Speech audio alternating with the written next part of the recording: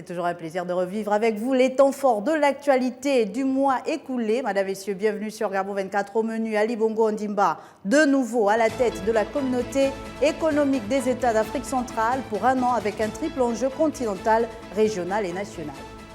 Et puis Libreville était durant 2 jours la capitale du One Forest Summit avec 100 millions de tonnes de carbone séquestrées par an. La forêt du Gabon est un espoir pour l'avenir de la planète.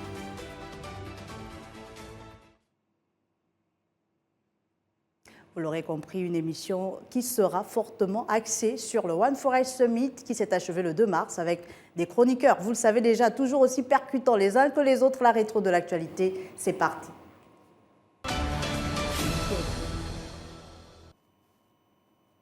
Le 25 février dernier, le président congolais Félix Tshisekedi passait le témoin au président gabonais Ali Bongo Ondimba pour la présidence de la communauté économique des États d'Afrique centrale. 3 ans après la réforme de l'institution qu'il a portée, le numéro 1 gabonais reprend les rênes de l'institution avec plusieurs défis à relever. Le reportage, et on retrouve Dimitri Abourneur et Eric Sébé, notre invité, juste derrière.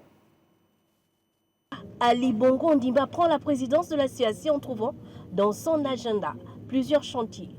L'institution communautaire a plusieurs défis à relever, dont ceux relatifs à la gouvernance financière, au financement de l'organisation, à la paix, à la sécurité et à la lutte contre la piraterie maritime à travers la mise en œuvre de l'architecture de Yaoundé.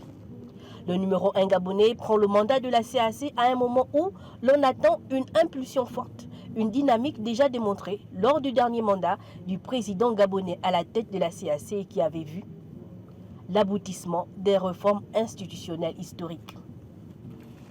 Ce nouveau challenge confié au Gabon est l'occasion de dresser des ambitions plus courageuses. Ces dernières s'accompliront de manière collective pour la région Afrique centrale et au profit des populations.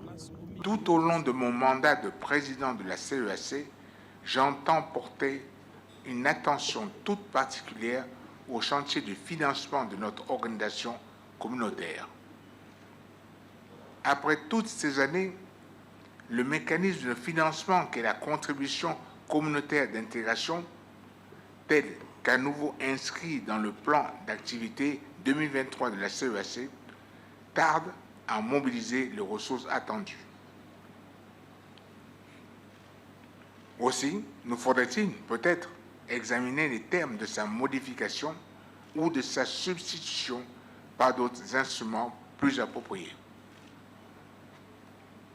Notre volonté politique d'y parvenir ne doit pas faire faillir, car notre communauté doit résolument être forte.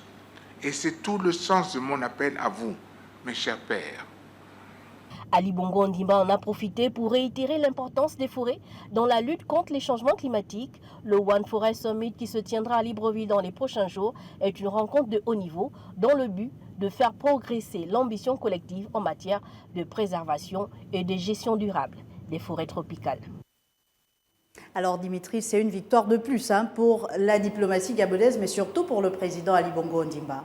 Tout à fait, Marielle. Il faut dire, vous le savez, cette passation de pouvoir entre Félix Tshisekedi et Ali Bongo Ondimba intervient à la suite du sommet des chefs d'État de l'Union africaine à Addis Abeba en Éthiopie. Donc, sur le plan continental, il y a des enjeux sur le plan continental qui permettent aujourd'hui à Ali Bongo Ondimba de représenter donc la sous-région Afrique centrale en tant que président en exercice de la CEAC pour 1 an.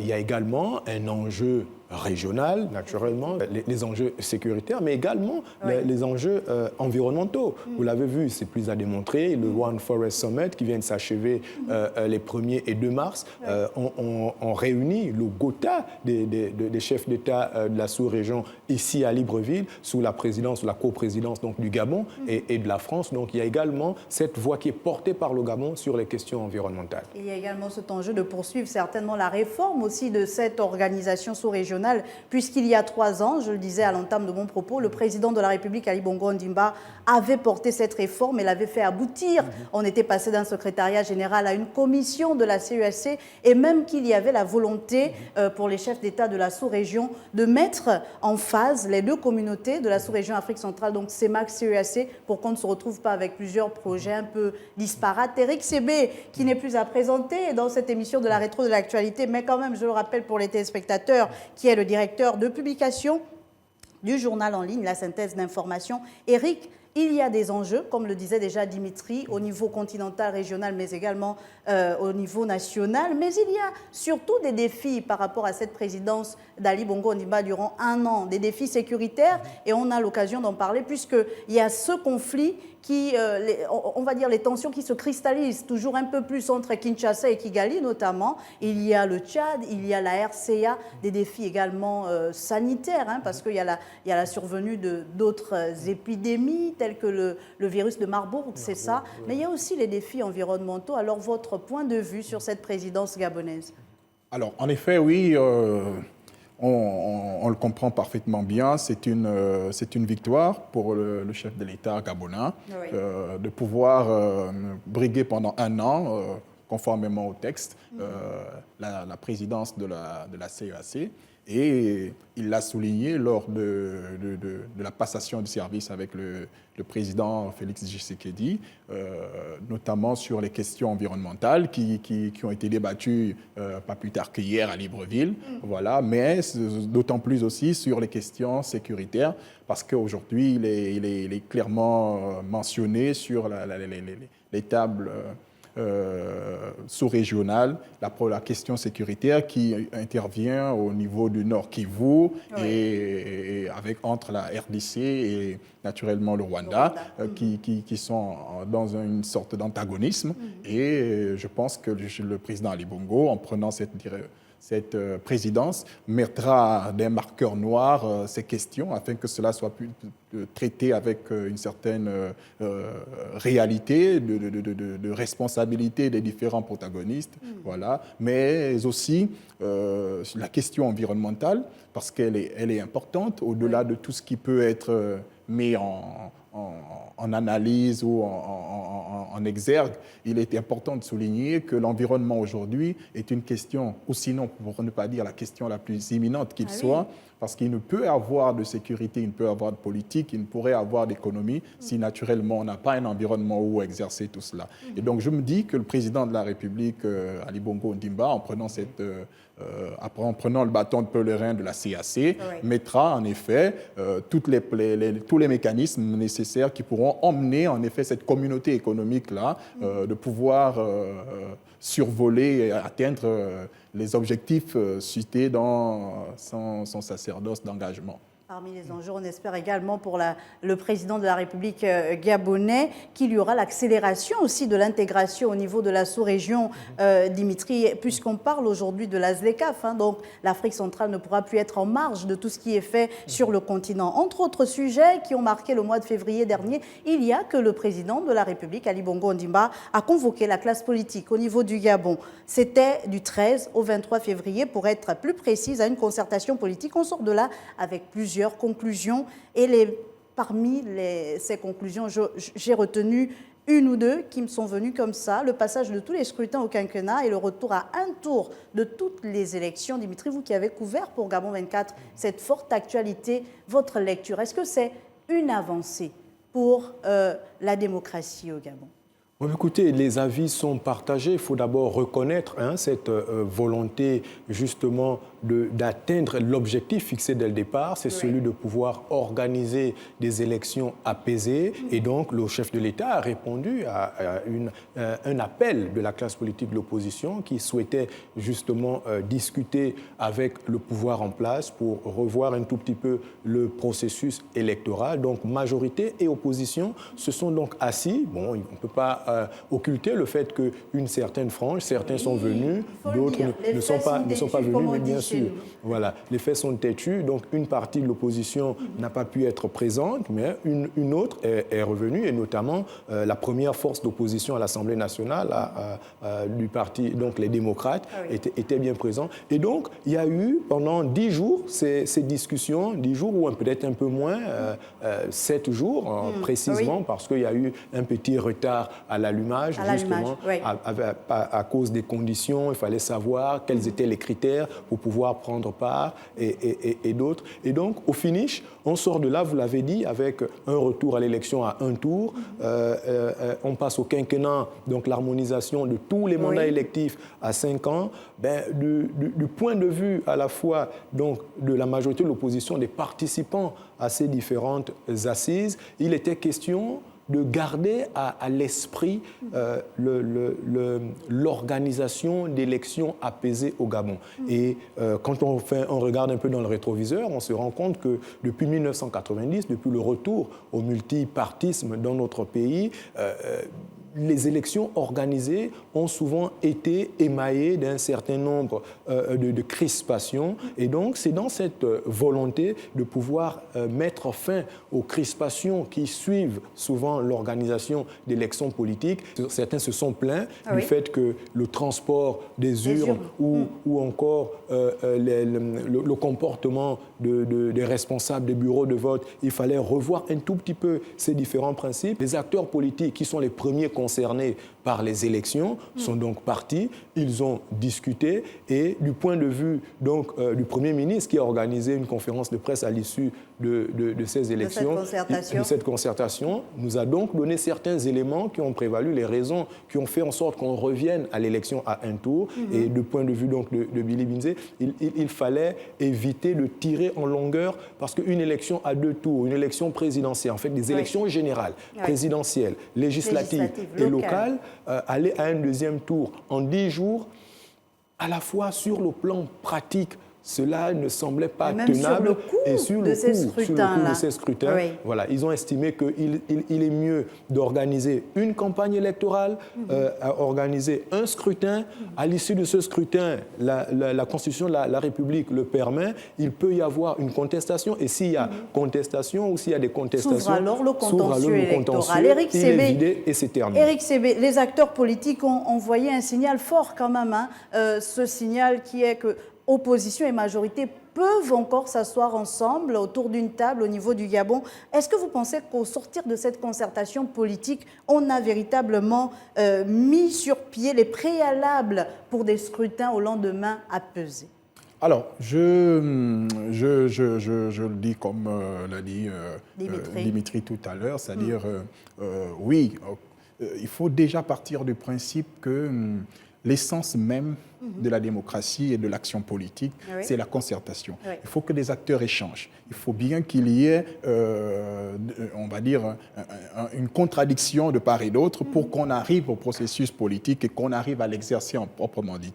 Et donc, je pense que partant du postulat que les mêmes causes produisant les mêmes effets, le chef de l'État, ayant pensé à ce qui s'est fait d'antan, s'est dit aujourd'hui qu'il est nécessaire d'assainir d'abord tout l'environnement politique, notamment dans le processus, pour qu'on n'arrive pas à des contestations qui soient toujours du côté de l'opposition lorsqu'il s'est agi d'une élection et que nous soyons au soir de celle-ci. Donc ceux qui aujourd'hui se réclament d'une opposition leader et capable de pouvoir galvaniser autour d'eux, on ne va pas les citer, mais j'ai envie de dire, ne sont pas forcément les garants de la motivation populaire. Donc, il était nécessaire pour moi, pour ceux qui, évidemment, ne sont pas allés autour de cette table, qu'ils aillent.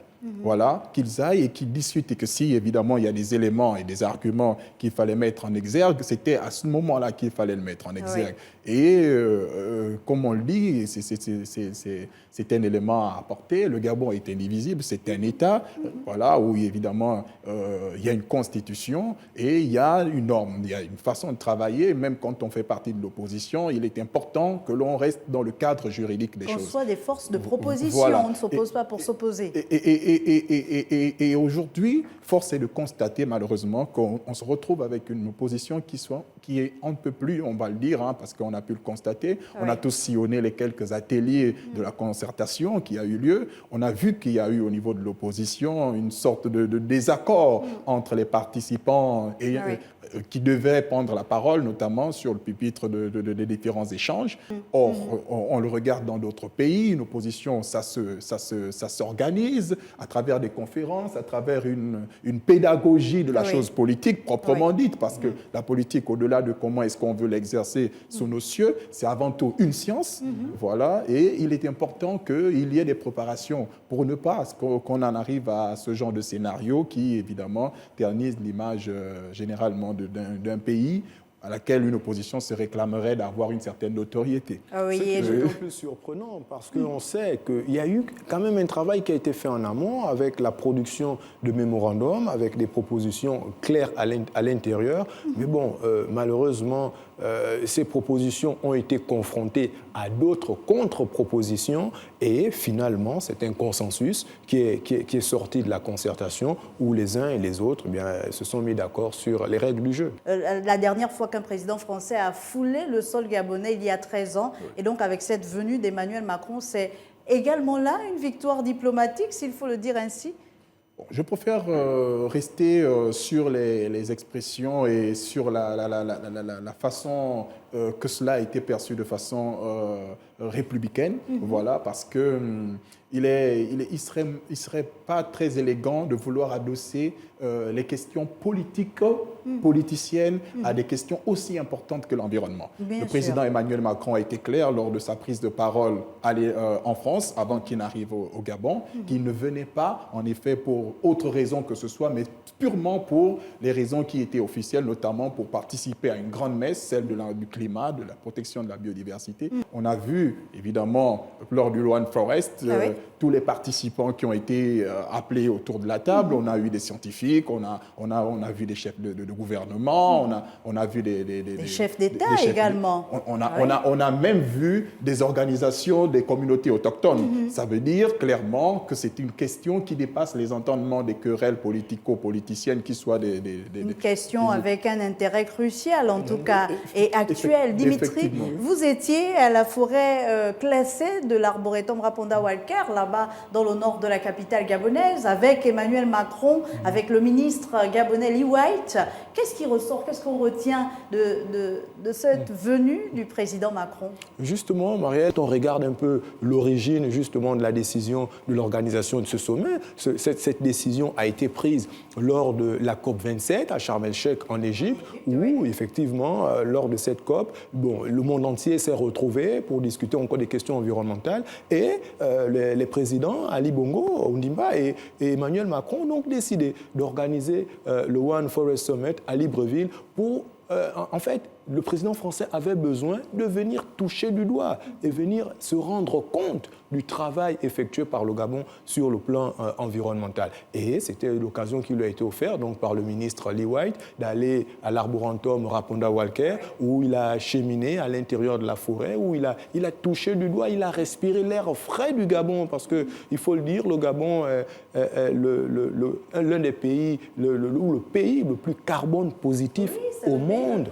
Il ne faut pas hésiter à le dire, on absorbe plus de 100 millions de tonnes de carbone par an, c'est énorme. C'est énorme. Et donc, le président Macron avait véritablement intérêt à aller toucher du doigt, il est allé sur place, il a touché, il a rencontré des scientifiques, le professeur Alfred Ngomanda et commissaire général du CNRS, qui lui a donc donné quelques éléments de connaissance de cette forêt gabonaise, qui est une forêt qui a été préservée et qui mérite davantage d'être soutenue. C'est un tout petit peu ça le plaidoyer d'Emmanuel Macron qui dit oui, effectivement, on sollicite les financements de la part de la communauté internationale au cours des COP, mais il était question de venir toucher réellement le travail qui a été fait par certains pays au détriment d'autres, parce qu'il y a certains pays qui ont laissé la déforestation prendre du terrain.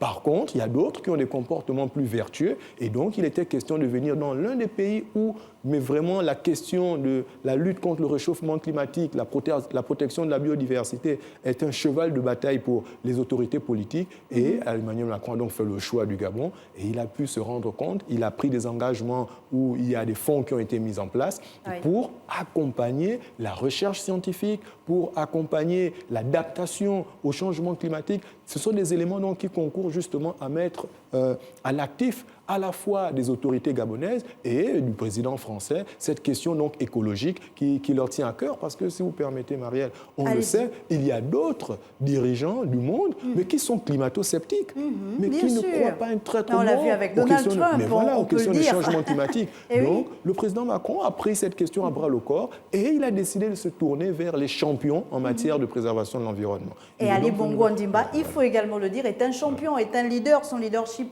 en matière de préservation de l'environnement n'est plus à démontrer. Merci beaucoup à vous, messieurs, pour vos analyses qui sont toujours aussi pertinentes, hein, j'ai envie de le dire comme ça, et j'espère vous retrouver très vite, surtout à vous, Eric Sébé, directeur de publication du journal en ligne La Synthèse d'information, sur un autre plateau, pourquoi pas de la rétro de l'actualité. Occasion pour nous, chers téléspectateurs, je vous propose donc d'entrer de plein pied dans ce volet lié à l'environnement et donc au One Forest Summit, pour lequel Libreville a eu les yeux du monde rivés sur elle, puisque durant 2 jours, elle recevait des chefs d'État, des scientifiques et même des organismes, les organisations de la société civile. Je vous laisse apprécier cet élément, on se retrouve juste derrière. Avec plus de 90% de sa superficie totale couverte de forêts tropicales, le Gabon est l'un des pays les plus boisés au monde, une référence mondiale dans la préservation de l'environnement naturel, déterminé à avancer encore plus loin pour l'humanité dans la poursuite des objectifs de développement durable. Chers amis, nos forêts sont plus que précieuses, plus qu'indispensables. Elles sont vitales à notre planète comme à notre humanité. Ce sommet One Forest, que nous nous réjouissons d'accueillir au Gabon, nous offre l'opportunité ensemble de faire le point sur le progrès des connaissances scientifiques. Ce sommet One Forest nous permet de voir comment ces progrès peuvent nous aider à combler les lacunes, à améliorer nos réponses pour contrer les effets du changement climatique sur les écosystèmes forestiers. Pour son engouement, pour la mobilisation des experts et des scientifiques, des personnalités diverses et des leaders présents à Libreville ce jour, l'organisation du One Forest Summit constitue une étape importante dans l'histoire de la préservation de l'environnement, une belle contribution à la transition du Gabon vers une économie verte. En préservant les forêts du bassin du Congo, c'est également l'environnement des communautés rurales qui est préservé, mais c'est aussi l'avenir des générations futures qui est également assuré. Les jeunes ont fait entendre leur voix au One Forest Summit. Linda Ningon et Rona Charline Mouekonde, bienvenue dans ce plateau de la rétro de l'actualité, les filles. Merci Marielle. C'est un plaisir. Un plaisir toujours pour moi de vous recevoir ici parce que vous avez pris part, vous, au sommet des jeunes qui étaient en prélude au One Forest Summit. Peut-être déjà me partager ce que vous avez retenu de ce sommet. Alors, c'est un sommet qui a enregistré plus de 1000 participations. Oui. Il faut dire que cette participation a surpris quelque peu les organisateurs parce qu'ils s'attendaient à recevoir près de 500 invités. C'est des jeunes qui venaient de près de 14 pays d'Afrique, de partout dans le monde. Ouais. Et il faut dire que leur participation a été remarquable. C'est même tout l'enjeu de ce sommet parce qu'il fallait mobiliser plus de jeunes pour faire entendre leur voix sur les questions climatiques. Ça a été riche sur un plan culturel, sur un plan scientifique, mais aussi par rapport à la diversité qui était présente à ce rendez-vous. Rhoda, qu'est-ce que les jeunes disent? Qu'est-ce qu'ils ont proposé à ce sommet?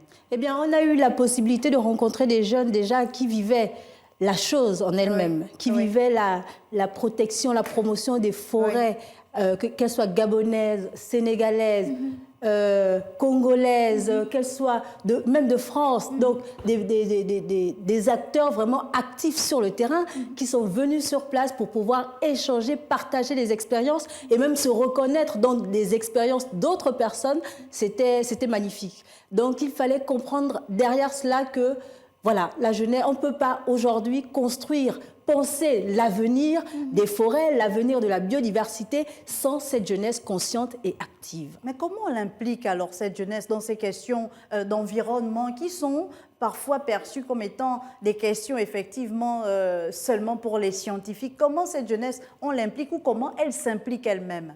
Alors, comment on l'implique? Je vais commencer par là. Oui. Et là, si on se fie au discours de l'organisatrice, Tamara Boussamba, elle disait hier devant les chefs d'État qu'il est important que l'on implique la jeunesse dans la chaîne forestière, dans la chaîne de production forestière, c'est-à-dire que on crée plus d'emplois pour impliquer les jeunes, pour recruter les jeunes dans ces domaines-là. C'est d'abord une façon, mais aussi lorsque les sommets tels que le One Forest Summit se tiennent, qui est en amont un One Forest Youth Forum, c'est-à-dire qui est en amont une concertation de jeunes dans laquelle des recommandations vont être émises et proposées aux différents chefs d'État. Et elle pouvait aussi chuter dans son propos préliminaire qu'il est important de créer plus d'emplois verts où les jeunes pourront se faire former, mais aussi bénéficier de tout ce qui a trait avec le monde environnemental. Mais Rona, il n'y a pas que les États qui doivent créer ces emplois, il y a aussi les jeunes qui peuvent proposer finalement ces emplois verts. Il y a également le segment de la tech et je pense que vous l'avez suivi au One Forest Summit puisque ce sont les jeunes qui participaient à ce segment-là. Justement, les jeunes en question, ils ont pu bénéficier d'une opportunité. Oui. Et c'est dans ce sens-là que le rôle justement des organisateurs, des acteurs de la société civile, sinon des gouvernants, joue un rôle particulier. Pourquoi? Voilà une organisation, c'était le One Forum, pas Summit, mais plutôt le côté scientifique pour les scientifiques qui se réunissent et qui pensent, qui ont des idées, mais qui ne savent pas comment matérialiser la chose, qui ne savent pas comment apporter ces données scientifiques aux populations les plus basiques, on va dire. Et là, ils se rendent compte, il y a une société, donc la Société nationale de la SING, en fait. La société, d'incubation numérique. Qui, elle, a une expérience particulière. Elle a l'habitude d'organiser des hackathons. Voilà. Donc, d'incuber plusieurs startups. Et d'aider les jeunes justement à pouvoir transformer en un temps record, 24 heures, parfois 48 heures ou encore 72 heures pour les plus longues, des jeunes à réfléchir, à donner leurs idées et à pouvoir les mettre en musique avec d'autres jeunes qui sont dans d'autres domaines peut-être et qui, au final, transforment ces idées en une application qui sert à toute une population. Apporter donc des solutions innovantes. Finalement, ce qui s'est fait, ce hackathon pour la forêt, pour l'environnement, a donné quoi, Rona? On a eu 4 projets innovants qui ont été plébiscités par un jury de haut niveau, il faut le dire, entre l'IRD, la SING et la GEOS, qui a également joué un rôle particulier dans cette activité-là. Et donc, on a eu 4 projets innovants et voilà, qui ont été présentés et qui attendent d'être développés au fur et à mesure. Au fur et à mesure, il y a également, à côté du développement de ces projets innovants, il y a eu le Festival, Linda Ningon. Peut-être nous parler un peu de ce festival, ce volet qui liait aussi la culture à tout ce qui a été fait par les jeunes. Alors, il faut dire que pour clôturer le One Forest Youth Forum, les organisateurs ont pensé à un festival. Il était question de faire la promotion de la faune et la flore de manière scénique, en fait. Donc, sur scène, on pouvait voir la réalité que l'on rencontre un peu partout, les conflits hommes-faune, les problèmes liés à la déforestation, les problèmes liés au braconnage. C'était vraiment traduit en images ce que les populations vivent. Mais le message derrière, c'était encourager les gens à protéger l'environnement, encourager les gens à valoriser ce qui fait notre potentiel dans la biodiversité. C'est un message fort. Ça a été chanté, ça a été caricaturé, comme je l'ai dit, ça a été scénique et ça a été magnifique. Merci beaucoup les filles. En tout cas, votre participation n'a pas été vaine au One Forest Summit. Merci beaucoup de nous avoir fait bénéficier de votre expérience aujourd'hui. On peut compter sur vous également pour préserver les forêts. Bien sûr, Marie. Tout à fait.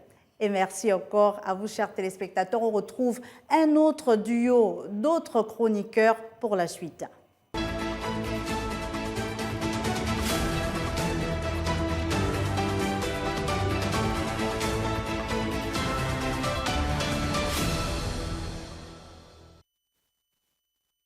« 4 milliards d'hectares de forêts sont perdus par an. Ce sont les résultats d'une étude récente convoquée par Emmanuel Macron, le président français, lors du segment présidentiel du One Forest Summit il y a donc urgence, mesdames et messieurs, et les États commencent à l'intégrer à travers des politiques, un cadre juridique pour promouvoir un développement durable. John Cyril Ndomengue et David Obola sont déjà avec moi sur ce plateau. Merci d'être là pour la rétro de l'actualité.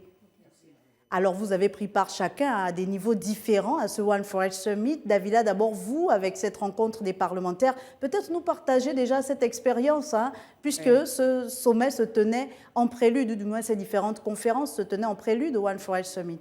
Effectivement, Marielle, merci déjà pour l'occasion. Comme tu l'as si bien dit, j'ai couvert l'actualité autour de la conférence, la 3e conférence des parlementaires qui se tenait à Libreville les 27 et 28 février. Donc c'était en gros un rassemblement des parlementaires d'Afrique centrale, mais à l'intérieur, il y avait ceux qui traitent des questions environnementales, plus précisément des questions en rapport avec l'agriculture. Ce qui fait même que lors de cette 3e conférence des parlementaires organisée ici à Libreville, il y a eu la participation des experts de la FAO. Et justement, lorsqu'on parle de nutrition, naturellement, la FAO est là. Alors, John Cyril, vous étiez à plusieurs niveaux de ce One Forest Summit. Je ne sais même plus combien de conférences vous avez fait, mais en tout cas, vous étiez au One Forest Summit peut-être à chaud. Votre partage d'expérience aussi par rapport à ce sommet qu'organisait le Gabon. Alors, partage d'expérience, d'abord en tant que journaliste, ce sont des sommets qui réunissent un certain nombre d'experts dans plusieurs domaines. Ah oui. Et être à côté de ces experts, cela nous permet justement d'être bien au fait des problématiques qui sont mises sur la table.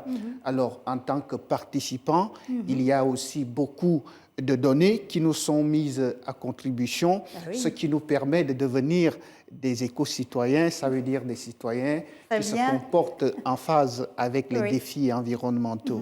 Alors, peut-être de plonger comme ça, il y a eu la participation des scientifiques et vous l'avez dit, ce sommet avait pour enjeu également de mettre en relief les 3 bassins qui existent dans la planète et donc les différents chercheurs de ces 3 bassins ont pu mettre ensemble, faire coordonner, comment on va dire, mettre ensemble en tout cas leurs données. Qu'est-ce qu'on retient de toute cette recherche scientifique du bassin du Congo, de l'Amazonie, de l'Asie du Sud-Est? Est-ce que vous avez certaines données qui ont été mises sur la table lors de ce One Forest Summit? Alors, la collaboration scientifique est un préalable justement aux politiques de gestion durable de l'environnement. Pourquoi? Parce que, comme vous l'avez dit tout à l'heure, il y a 3 grands bassins, en commençant par l'Amazonie de par sa taille, suivi du bassin du Congo qui ne représente pas moins de plus de 2 millions d'hectares de forêt, et en dernier, le bassin des forêts tropicales d'Asie du Sud. Alors, s'il faut parler science, il faut se rendre compte qu'il ne peut pas y avoir tous ces chiffres que nous sommes en train de mettre sur la table sans un travail préalable de recherche scientifique. Effectivement. Parce que les chercheurs disent que pour mieux protéger ces 3 bassins, il faut mieux les connaître. Et pour mieux les connaître, il faut les étudier. Il faut les étudier à travers la recherche scientifique qui, justement, a permis aux scientifiques de ces 3 grands bassins forestiers de collaborer. Et je vais peut-être aller un peu plus vite et d'aboutir à ce qu'on a appelé le One Forest Vision, ce qui veut dire toute une vision qui permet à ce que les données qui sont produites par les recherches scientifiques soient mises à disposition des décideurs pour justement les orienter dans la prise des décisions et des mesures qui contribuent à la gestion efficace de la forêt. Il y a d'un côté la faune, il y a de l'autre côté la flore. Et on a l'exemple justement d'un programme qui est le programme de promotion de l'exploitation certifiée des forêts. C'est super. Qui est un des programmes issus de la COMIFAC, qui est la Commission des forêts d'Afrique centrale, justement financé par la coopération allemande. Et dans ce programme, vous avez un guide de certification qui vient en quelque sorte mettre en relief tout ce qu'il faut, la procédure même de certification.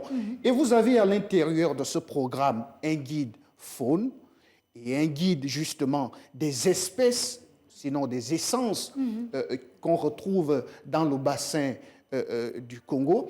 Et tout cela permet, si on met l'accent particulièrement sur les espèces d'arbres, ça nous permet de se rendre à l'évidence qu'on a pas moins de 500 espèces d'arbres rien que dans l'Afrique centrale. Ah oui, le bassin et du Congo. je vais aller un peu plus loin. Les recherches scientifiques permettent aujourd'hui de participer justement à la capitalisation des chaînes de valeur. Comment? Parce qu'une forêt qui est certifiée devient un refuge pour la faune. Ah oui. Et il y a un triptyque que les scientifiques ont permis de mettre en relief, c'est le triptyque homme, environnement et santé.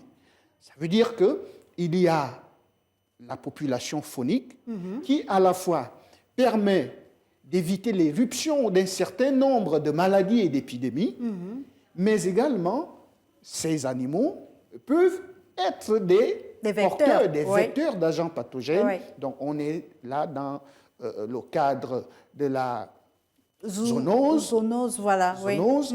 Mais tous ces éléments sont mis à contribution par les scientifiques. La recherche scientifique. Par la recherche et vous faites bien scientifique. de signifier tout cet apport finalement de la recherche scientifique. On voit la collaboration, comme vous l'avez dit, de l'Allemagne, des forêts d'Afrique centrale. Mais à côté, il y a aussi la recherche scientifique qui permet la prise de décision politique. Et on voit que le Gabon est assez précurseur sur certains domaines. Quand on parle de chaîne de valeur, par exemple, vous avez parlé de la certification des forêts. Le Gabon a mis un peu le pied sur l'accélérateur, puisque le président de la République avait dit en 2022 l'ensemble des concessions forestières doivent être certifiées FSC. Certes, ça tâtonne encore un peu pour certains, mais quand même, il y a une belle avancée. Quand on parle des chaînes de valeur, il y a également la gestion durable des forêts, bien d'autres choses, mais peut-être revenir, John Cyril, sur les fortes décisions, les fortes mesures qui permettent au Gabon d'être leader sur ces questions-là.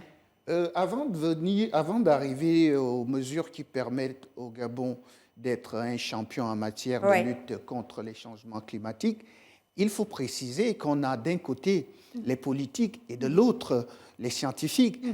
À la seule particularité du Gabon, selon laquelle le ministre en charge des eaux et forêts est d'abord un scientifique émérite. Oui, bien sûr, le professeur Lee White, que nous saluons d'ailleurs au passage, et qui a très bien organisé ce One Forest Summit.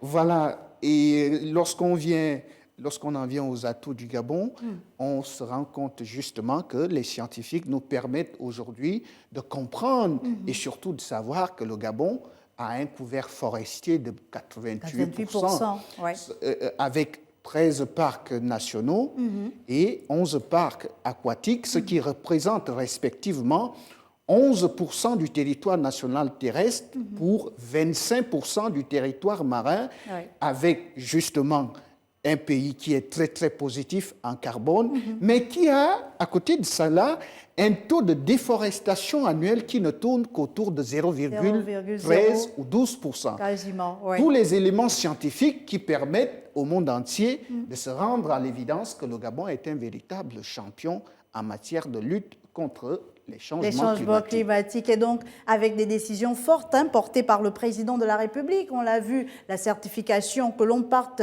de l'exploitation de la forêt jusqu'à la transformation de ce bois-là, puisque le Gabon exploite, ou du moins exporte, du bois certifié d'Avila. Je reviens vers vous, je ne vous ai pas oublié. On parle toujours de ce lien entre alimentation et entre gestion durable des forêts. Il n'y a que le Gabon, le pays d'Ali Bongo Ondimba, a décidé de mettre en place des ZAP. Ce sont les zones agricoles à forte productivité. Comment on met en valeur l'agriculture sans courir le risque de déforester?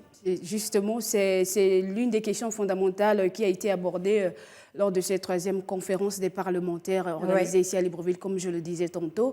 Déjà, avant même d'établir le lien entre la préservation des forêts et la mise en valeur de l'agriculture au Gabon, il faut rappeler déjà que ça fait 22 ans que les parlementaires, ou du moins le réseau des parlementaires de l'Afrique centrale, mettent en action pour mettre en place des actions pour la préservation de la forêt.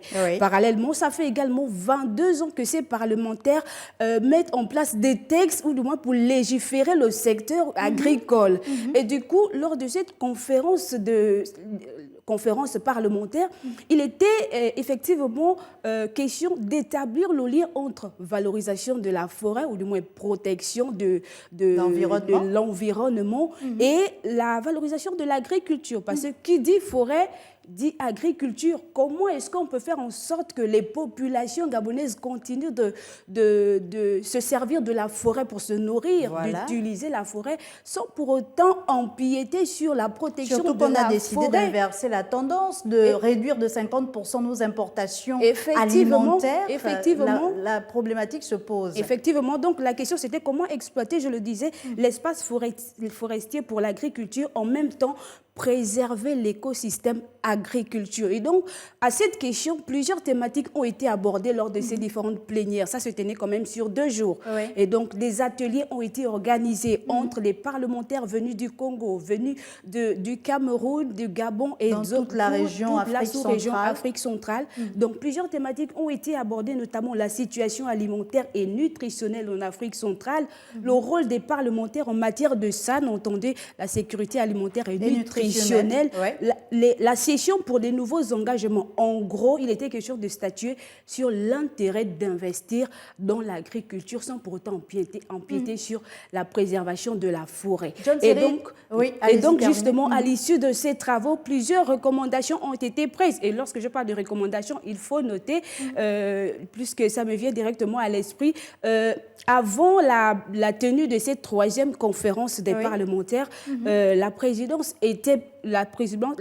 de ce réseau était au Congo. Et à l'issue de cette 3e conférence, puisqu'il était également question d'élire un nouveau bureau, la présidence du réseau des parlementaires revient désormais au Gabon. Et donc, c'est le président de l'Assemblée nationale, Faustin Boukoubi, qui a pris les rênes de ces réseaux. Et donc, on espère justement qu'à l'issue de cette 3e conférence, où le Gabon a désormais les rênes du réseau des parlementaires pour la sécurité alimentaire et nutritionnelle, donc que le Gabon prennent vraiment à bras le corps toutes ces questions sécuritaires, en fait, pour davantage valoriser le secteur agricole et faire en sorte qu'on cultive davantage, ou alors qu'on permette aux populations autochtones surtout de vivre de l'agriculture sans pour autant empiéter sur le couvert forestier. Cela vient confirmer le leadership du Gabon, John Cyril, et vous le disiez déjà. Est-ce que ce n'est pas tout l'enjeu également des objectifs de développement durable des Nations Unies, portés par les Nations Unies, à voir ces 17 objectifs, qui l'un promeut une santé, l'éducation, etc. Mais il y a aussi l'agriculture qui est promue par ces objectifs. Il y a aussi la préservation des forêts. Donc, quand on dit développement durable, il y a ces 2 mots qui entrent en ligne de compte. Donc, on se développe, certes, à travers des programmes agricoles, mais durablement quand même. Effectivement, même si en filigrane, cela dégage une certaine dualité, ce qui veut dire que d'un côté, on doit consentir un certain nombre d'efforts en matière de protection environnementale, mais de l'autre côté, on est tenu par des objectifs d'autosuffisance alimentaire, ce qui va nous amener, dans une certaine mesure, à faire des concessions, à mettre un peu d'eau dans notre moulin. On va prendre une partie de la forêt qu'on va exploiter pour des objectifs agricoles, seulement qu'on parle aujourd'hui de l'économie verte. Il faut une agriculture qui tienne compte des exigences de protection environnementale et il faut aller plus loin. Il faut qu'on cultive des plantes qui soient adaptées à notre environnement, parce qu'on se rend compte aujourd'hui qu'il y a non seulement des espèces agricoles qui sont importées, mais il y a aussi des techniques agricoles qui ne sont pas en accord avec, qui ne sont pas adaptés avec notre environnement. Donc, certes, on veut bien développer l'agriculture, mais il faut que ce soit une agriculture qui tienne compte des réalités environnementales. Vous venez de parler des zones agricoles à forte productivité. Une fois de plus, la science est mise à contribution. Qui parle science fait aussi un clin d'œil à l'expérience empirique de nos ancêtres, dont nous sommes aujourd'hui tributaires. Il serait quand même, je dirais, méchant même, de penser que tout doit venir d'ailleurs. Il y a des mamans au village, il y a des populations rurales qui sont dépositaires d'un certain nombre de connaissances en matière environnementale de façon générale et sur le plan de l'agriculture de façon particulière. Nous pratiquons une agriculture qui est rythmée par les saisons. Et toute cette connaissance doit aussi être mise en valeur, à profit, pour justement célébrer aussi et faire en sorte que ces populations se sentent concernées par tout ce qui se fait dans les grands centres urbains. Merci beaucoup à vous, John Cyril Ondomengue et Davilo Obola. C'est un plaisir de vous avoir toujours sur ce plateau de la rétro de l'actualité. J'espère vous retrouver très vite avec d'autres sujets. Certainement, vous qui êtes Dame Culture, on vous a un peu transporté dans l'univers du One Forest Summit. Et John Cyril Ondomengue, merci encore d'être passé sur ce plateau. On se retrouve juste derrière avec 2 nouveaux chroniqueurs.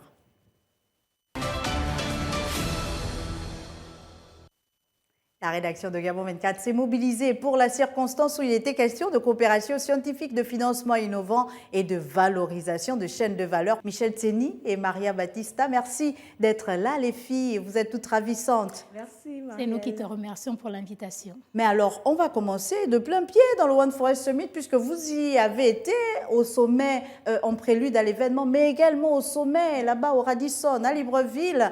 Qu'est-ce qu'on retient les filles? Qu'est-ce que vous pouvez nous partager à chaud de votre expérience du One Forest Summit?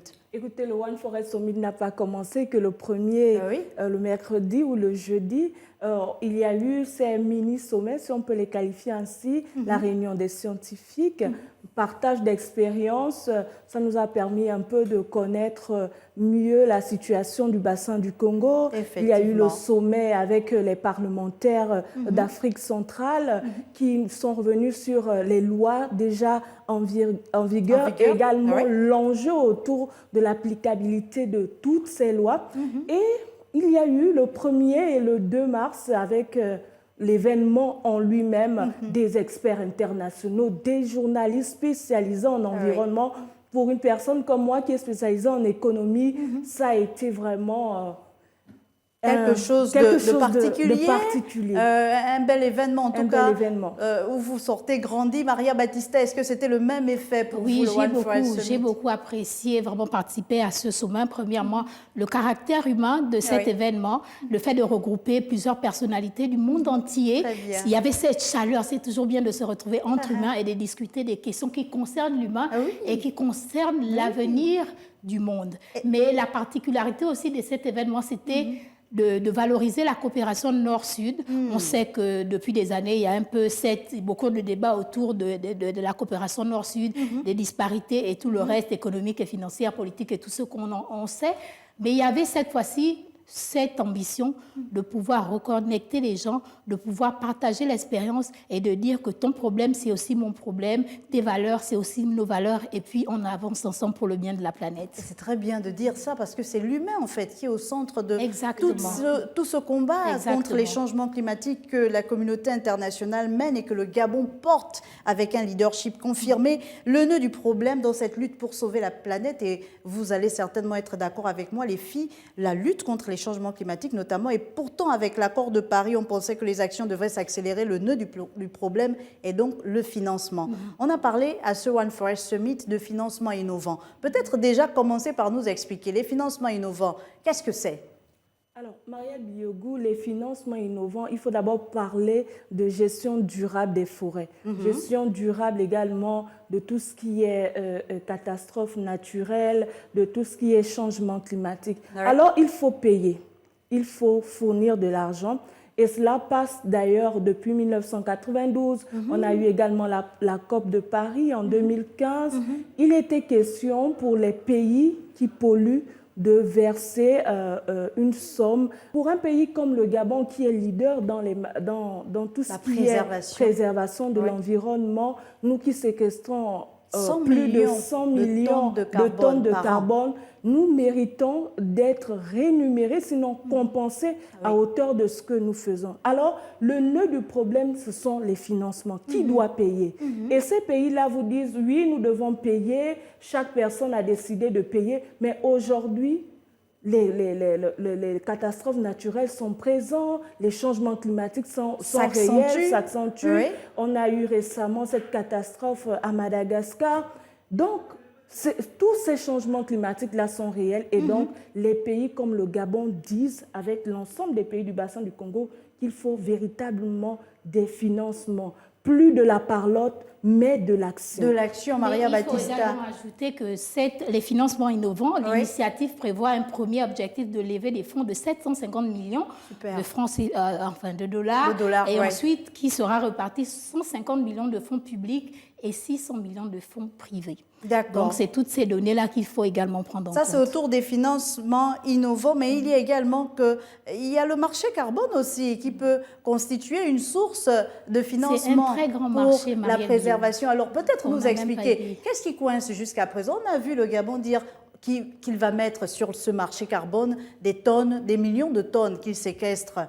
Est-ce qu'il fonctionne déjà ce marché carbone?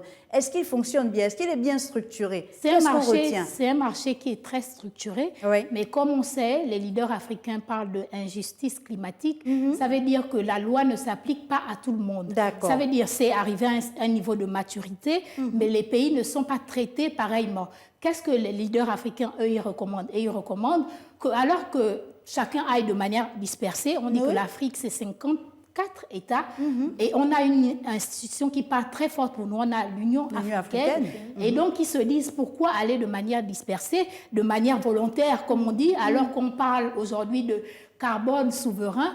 Le carbone souverain voudra que les États africains aillent ensemble et aillent discuter de leur intérêt. Alors que le besoin, il est imminent. On a besoin des financements, on a les forêts, on a tout ce qu'il faut, on a tout le potentiel. Mais alors, qu'est-ce qui bloque? Donnez-nous nos financements. On a des populations qui ont besoin d'être prises en compte. On a le développement qui a besoin d'être pris en compte.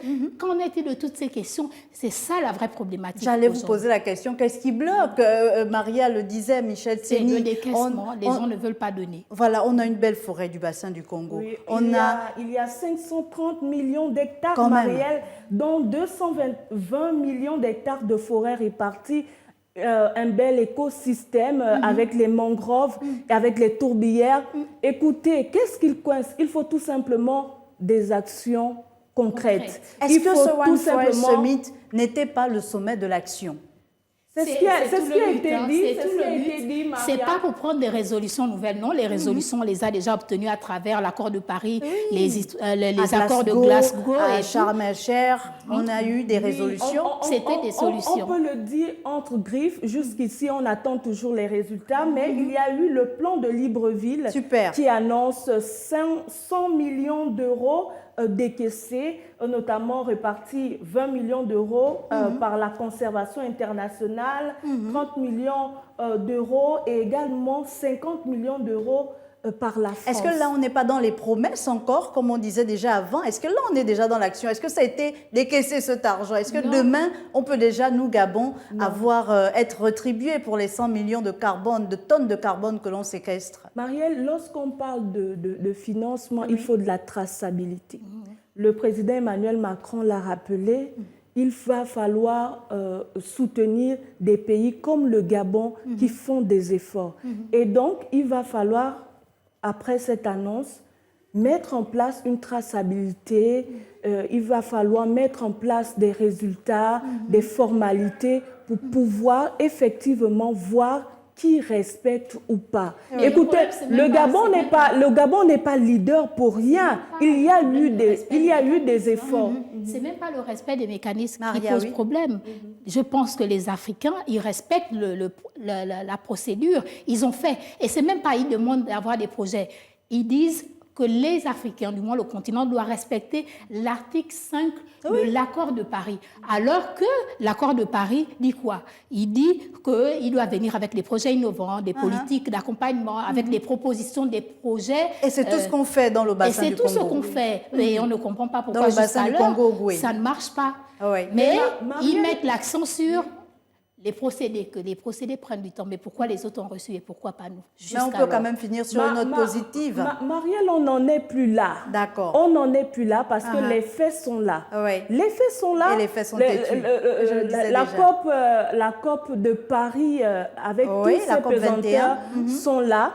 Et les Occidentaux disent avec les Africains que cette fois-ci, nous voyons véritablement les effets néfastes du changement climatique. Mais et le premier poumon vert de la planète, c'est désormais le bassin du Congo en termes de séquestration. Surtout que ces effets néfastes, ce ne sont pas que les Occidentaux qui les voient. Nous, Africains, on n'émet que 4% des émissions du monde. Moins de 4%, Marielle. Mais on subit le lourd tribut avec les inondations, voilà, tout ce qui s'ensuit, la sécheresse, etc. La triste réalité dans cette affaire, c'est qu'ils demandent à l'Afrique de serrer la ceinture pour sauver la planète, mais eux, de leur côté, ils ne veulent pas faire des efforts. C'est-à-dire que nous, on se serre la ceinture pour que les pays du Nord, eux, respirent mieux. Mais qu'est-ce qu'on fait de nous, Africains, qui voulons aussi aller dans le développement? Et donc, je disais, avec ce plan de Libreville, est-ce qu'on peut retenir une note positive au sortir du One Forest Summit?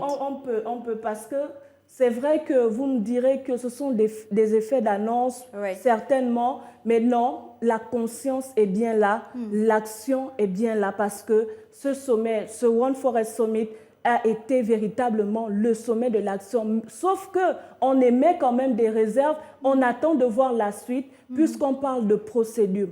En termes de finances vertes, les solutions sont déjà africaines. On parle de l'agritech, de l'agriculture biologique. Super. On parle par exemple de l'encensement par les drones.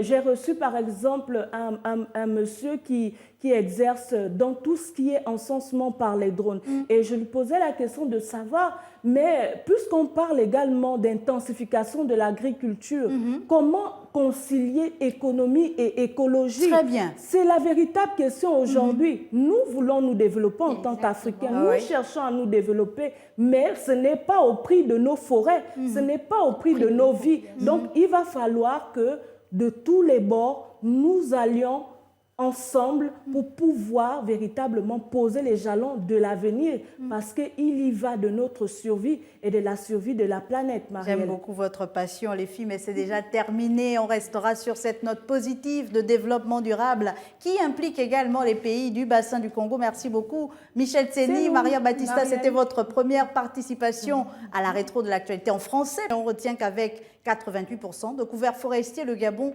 a abrité la première édition du One Forest Summit les 1er et 2 mars, un sommet sur les forêts co-organisé avec la France, un sommet de l'urgence, de l'ambition, de l'action, mais également de la solution qui a débouché sur un plan de Libreville qui s'inspire des principales recommandations de la COP27. C'était à Sharm el-Sheikh, en Égypte. Mesure phare de ce plan, la création d'un fonds doté d'une enveloppe de 100 millions d'euros pour financer un mécanisme de rémunération des pays exemplaires dans la conservation des forêts et la sauvegarde de leurs stocks vitaux de carbone. Et le Gabon en fait partie puisqu'il est le pays le plus carbone positif au monde, puisqu'à lui seul, il séquestre 100 millions de tonnes de carbone par an. Les chercheurs, de leur côté, ont lancé le projet One Forest Vision, qui ambitionne de mieux connaître la valeur des 3 grands bassins forestiers du monde en les cartographiant et en mesurant leurs réserves de carbone. Merci aux chroniqueurs de Gabon 24 qui se sont succédés sur ce plateau de la rétro de l'actualité. Un grand merci à notre invité Éric Sébé, directeur de publication du journal en ligne La Synthèse d'information. Surtout, n'oubliez pas, avant de vous demander ce que votre pays peut faire pour vous, demandez-vous surtout ce que vous pouvez faire pour votre pays. Au revoir.